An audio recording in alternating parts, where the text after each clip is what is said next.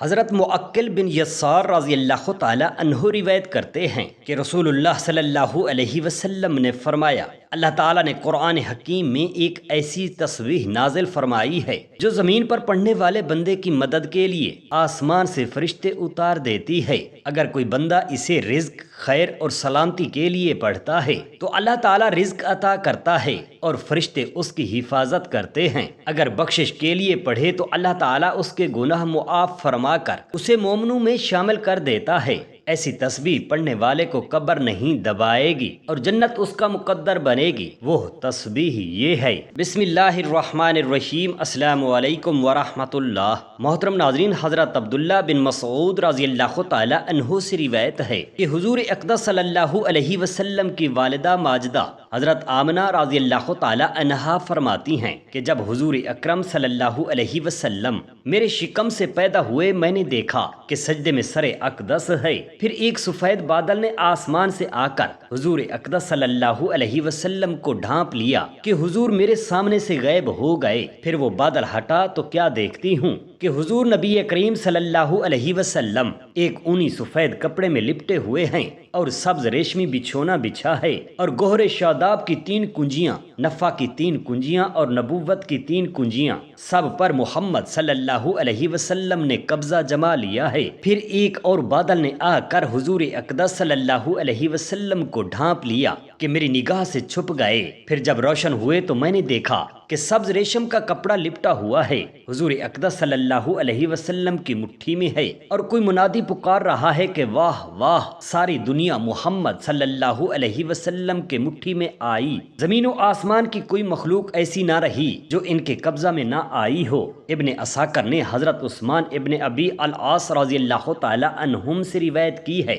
کہ میری والدہ نے بتایا کہ میں اس رات حضرت آمنہ رضی اللہ تعالی عنہا کے پاس تھی جس رات رسول اللہ صلی اللہ علیہ وسلم کی ولادت ہوئی۔ میں گھر میں ہر طرف روشنی اور نور پاتی اور محسوس کرتی تھی گویا کہ ستارے قریب سے قریب تر ہو رہے ہیں، حتیٰ کہ میں نے گمان کیا کہ ستارے میرے اوپر گر پڑیں گے۔ پھر جب حضرت آمنہ رضی اللہ تعالی عنہا نے وضع حمل کیا تو ایک نور برآمد ہوا جس کی وجہ سے ہر شے روشن ہو گئی، یہاں تک کہ نور کے سوا کچھ نظر نہ آتا تھا۔ ابو نعیم نے یہ روایت ام سلمہ رضی اللہ تعالی عنہا نے حضرت آمنہ رضی اللہ تعالی عنہا سے روایت کی ہے۔ وہ فرماتی ہیں کہ شب ولادت جب مجھ سے حضور اقدس صلی اللہ علیہ وسلم پیدا ہوئے تو میں نے دیکھا جس سے محلات شام یعنی ملک شام کے محل روشن ہو گئے، اور میں نے ان کو دیکھ لیا۔ حضور اقدس صلی اللہ علیہ وسلم کے دادا حضرت عبد المطلب رضی اللہ تعالی عنہ فرماتے ہیں کہ میں حرم کعبہ میں تھا جب حضور اقدس صلی اللہ علیہ وسلم کی پیدائش کی گھڑی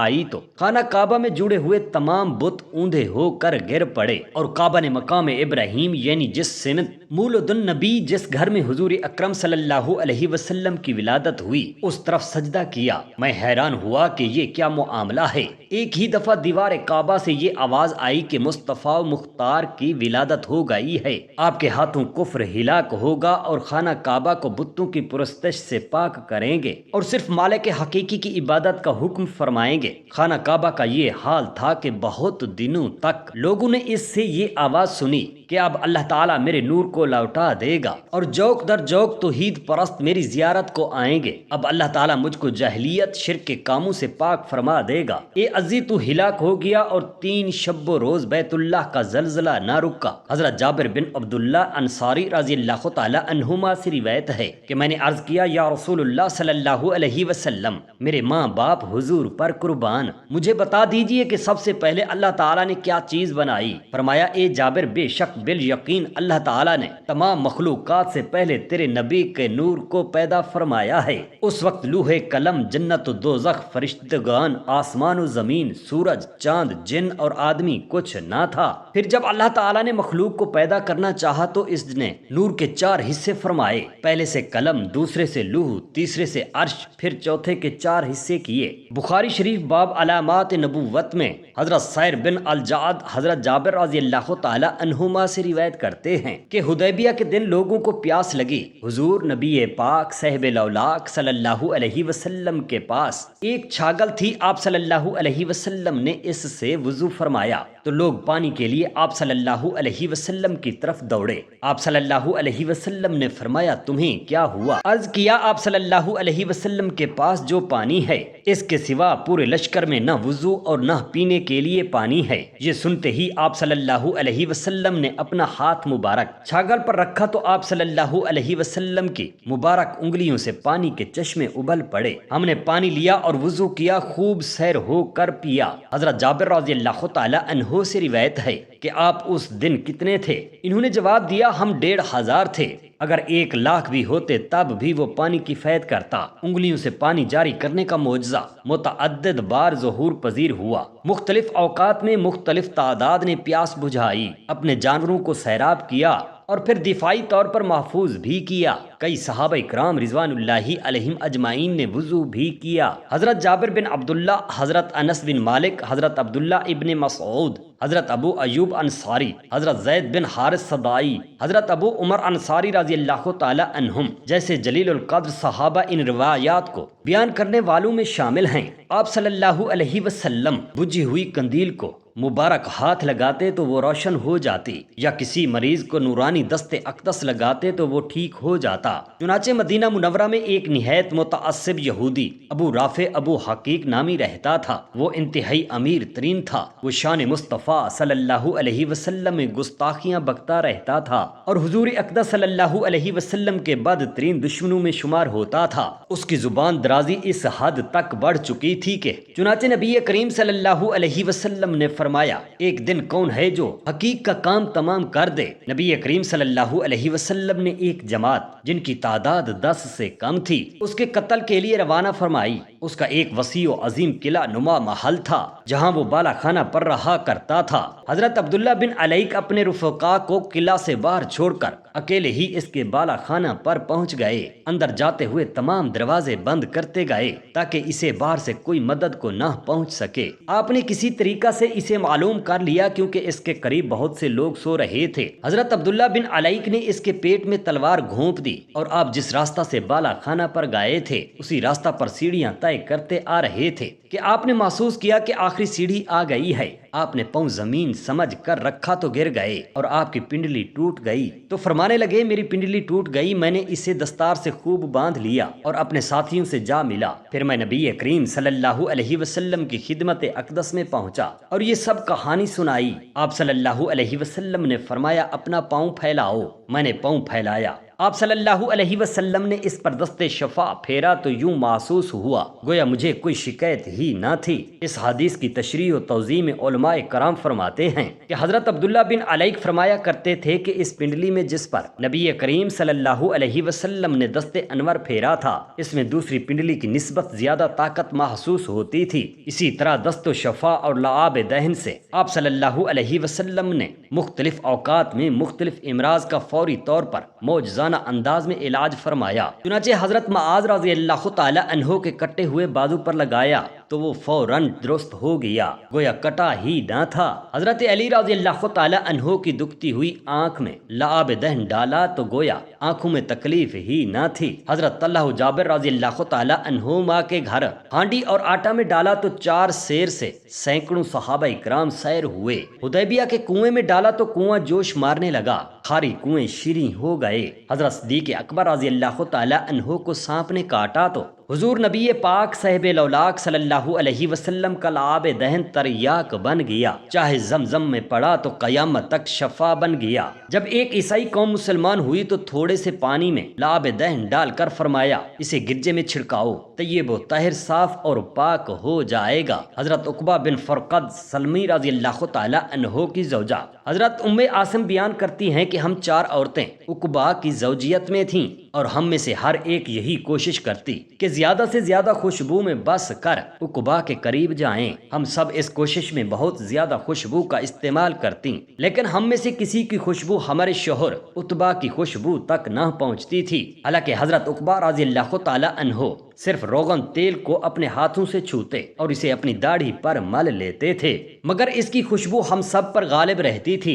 اور حضرت عقبہ جب باہر جاتے تو لوگ بھی یہی کہتے تھے کہ ہم اچھی سے اچھی خوشبو استعمال کرتے ہیں، لیکن کوئی خوشبو عتبہ کی خوشبو سے تیز نہیں۔ عاصم فرماتی ہیں کہ میں نے ایک دن حضرت عقبہ رضی اللہ تعالی عنہ سے کہا کہ ہم سب خوشبو کے استعمال میں خوب کوشش کرتے ہیں، لیکن تمہاری خوشبو تک ہماری خوشبو نہیں پہنچ سکتی، اس کی کیا وجہ ہے؟ حضرت عقبہ نے جواب میں فرمایا کہ ایک مرتبہ مجھے شری یعنی گرمی کے دانے نکل آئے تھے، اس مرض میں ایسا محسوس ہوتا ہے کہ جیسے سارے بدن میں چنگاریاں لگی ہوئی ہیں، تو میں نے حضور نبی کریم صلی اللہ علیہ وسلم کی خدمت میں جا کر اپنے مرض کی شکایت کی تاکہ آپ علاج فرما دیں۔ اس پر حضور پر نور اقدس صلی اللہ علیہ وسلم نے فرمایا کہ اپنے اوپر کے بدن کے کپڑے اتار دو۔ میں اپنے بدن کے اوپر کے حصے کے کپڑے اتار کر آپ صلی اللہ علیہ وسلم کے سامنے بیٹھ گیا، پھر حضور اقدس صلی اللہ علیہ وسلم نے میری پشت اور شکم پر اپنا نورانی دست اقدس ملا، اس وقت سے یہ خوشبو مجھ میں پیدا ہو گئی ہے۔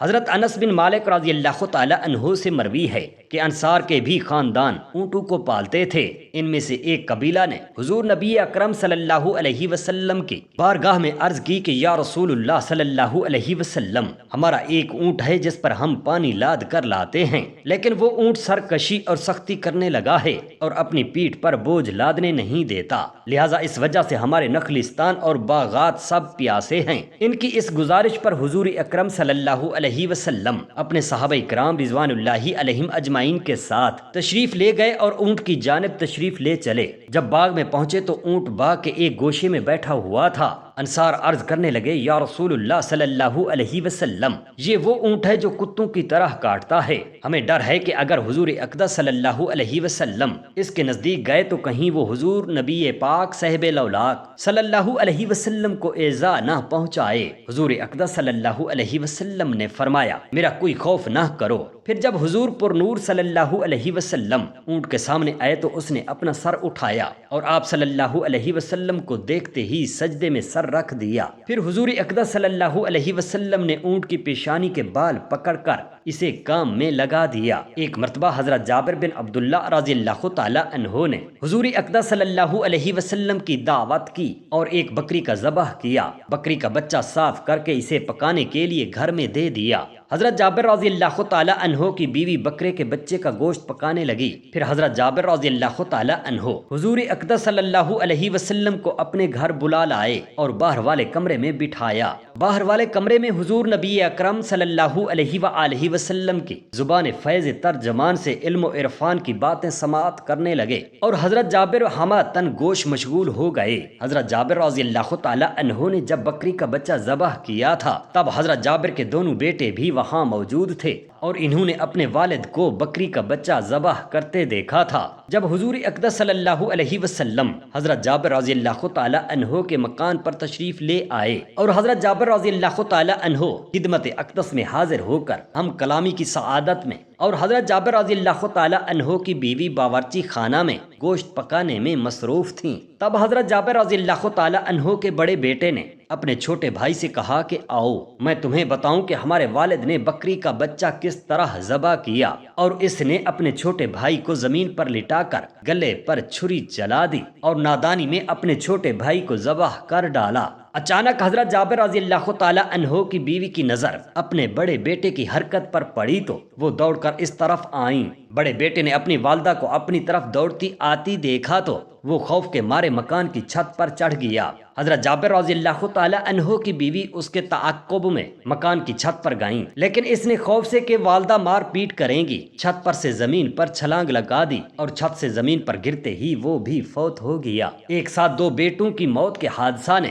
حضرت جابر رضی اللہ تعالی عنہ کی بیوی کا کلیجہ شک کر دیا، لیکن اس صابرہ عورت نے صرف اس خیال سے کہ حضور اقدس صلی اللہ علیہ وسلم کی طبیعت پر شاک نہ گزرے قطعاً رونا اور چیخنا نہ کیا، بلکہ صبر سے کام لیتے ہوئے دونوں صاحبزادوں کی لاشوں پر کپڑا ڈال دیا اور کسی کو بھی اس حادثے کی اطلاع نہ دی، یہاں تک کہ حضرت جابر رضی اللہ تعالی عنہ کو بھی نہ بتایا۔ وہ معزز و صابرہ خاتون اپنے سینے پر پتھر رکھ کر حضور نبی اکرم صلی اللہ علیہ وآلہ وسلم کی مہمان نوازی میں مصروف ہو گئیں۔ جب دسترخوان پر کھانا آیا تو حضور نبی پاک صاحب لولاک پاک صلی اللہ علیہ وسلم نے حضرت جابر رضی اللہ تعالی عنہ کو حکم دیا کہ اپنے دونوں بیٹوں کو بھی شریک طعام کریں۔ جب حضرت جابر رضی اللہ تعالی عنہ گھر میں گئے اور اپنی زوجہ محترمہ سے پوچھا کہ بچے کہاں ہیں، انہوں نے بات ٹالنے کے لیے بہانہ بنا دیا کہ ادھر ادھر کہیں ہوں گے، لیکن حضرت جابر رضی اللہ تعالی عنہ نے جب اپنی بیوی کو بتایا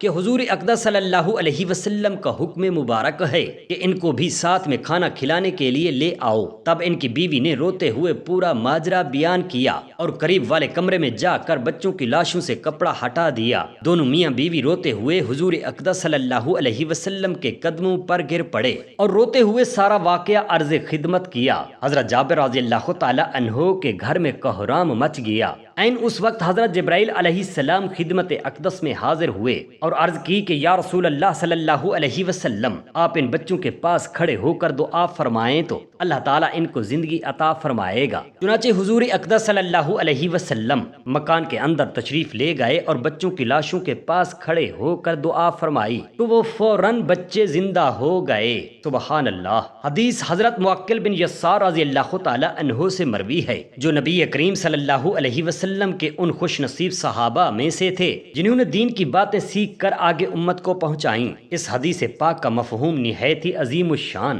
اور امید افزا ہے، کیونکہ اس میں ایک ایسا عمل بتایا گیا ہے مگر اس کا بدلہ جنت جیسی عظیم نعمت ہے۔ نبی کریم صلی اللہ علیہ وسلم نے فرمایا کہ جو بندہ صبح کے وقت سورہ حشر کی آخری 3 آیات تلاوت کرے، یعنی سورہ حشر کے آخر میں جو اللہ تعالیٰ کے اسماء و صفات پر مشتمل آیات ہیں، اگر وہ شخص اسی دن فوت ہو جائے تو اللہ تعالیٰ اسے جنت میں داخل فرماتا ہے۔ اسی طرح کوئی بندہ شام کے وقت ان آیات کو تلاوت کرتا ہے اور اسی رات وفات پا جاتا ہے تو اس کے لیے بھی یہی خوشخبری ہے کہ اللہ تعالیٰ اس کو جنت عطا فرمائے گا۔ اس حدیث سے ہمیں یہ بات معلوم ہوتی ہے کہ قرآن مجید کی تلاوت، ان آیات کی جن میں اللہ تعالیٰ کی عظمت، کبریائی اور قدرت کے جلوے نظر آتے ہیں، وہ نہ صرف دنیا میں نور، حفاظت اور سکون کا ذریعہ بنتی ہیں بلکہ آخرت میں انسان کے لیے جنت کا دروازہ کھول دیتی ہیں۔ سورہ حشر کی آخری 3 آیات در حقیقت توحید، صفات الہیہ اور تسبیح و تمجید سے بھرپور ہیں۔ ان میں اللہ تعالیٰ نے اپنے ایسے اسماء اور صفات کا ذکر فرمایا ہے جن سے اس کی عظمت اور شان نمایاں ہوتی ہے۔